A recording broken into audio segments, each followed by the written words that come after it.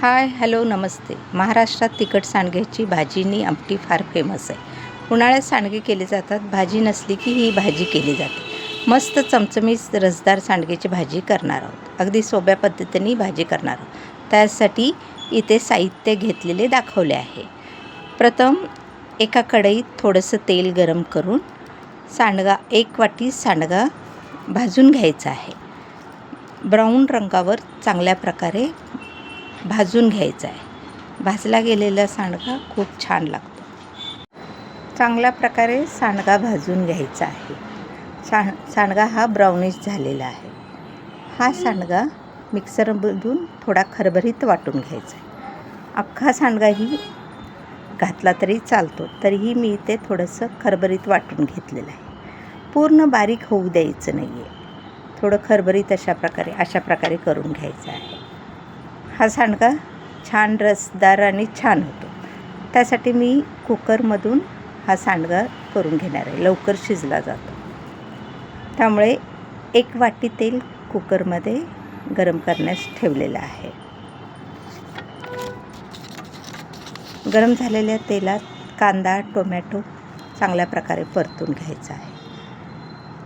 कांदा कच्चा राहू द्यायचा नाही आहे. कांदा चांगला शिजला पाहिजे. त्यानंतर एक मोठा टोमॅटो थोडंसं जास्तच घेतलं पाहिजे. टोमॅटो घालून परतून घ्यायचं. कांदा परतला गेला की नाही हळद, हिंग टाकून घ्यायचं आहे. गरम मसाला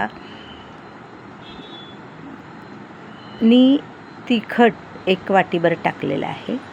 तिखट टाकून परतून घ्यायचं आहे. आणि ह्याला चव येण्यासाठी गूळ थोडंसं जास्त घेतलेलं आहे.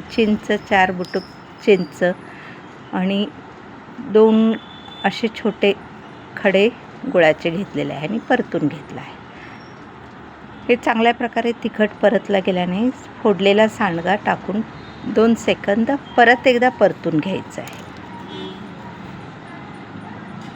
तेलामध्ये परतला गेला तर त्याला चव छान येते. मग त्यानंतर दाण्याचा कूट, किसलेलं खोबरं, वाळलेलं खोबरं किसून घेतलेलं आहे.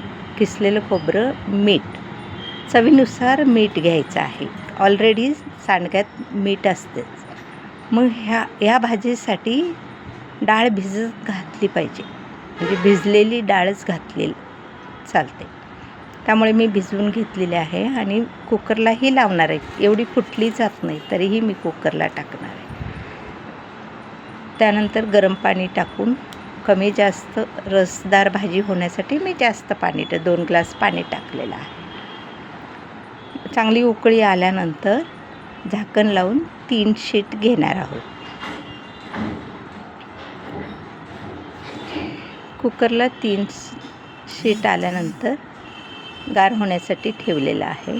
गार झाल्यानंतर रसदार अशी भाजी तयार होते. ही थोडीशी पातळच अशी भाजी दिसते, पण 10 मिनिटांनी त्याला दाटसरपणा येतो.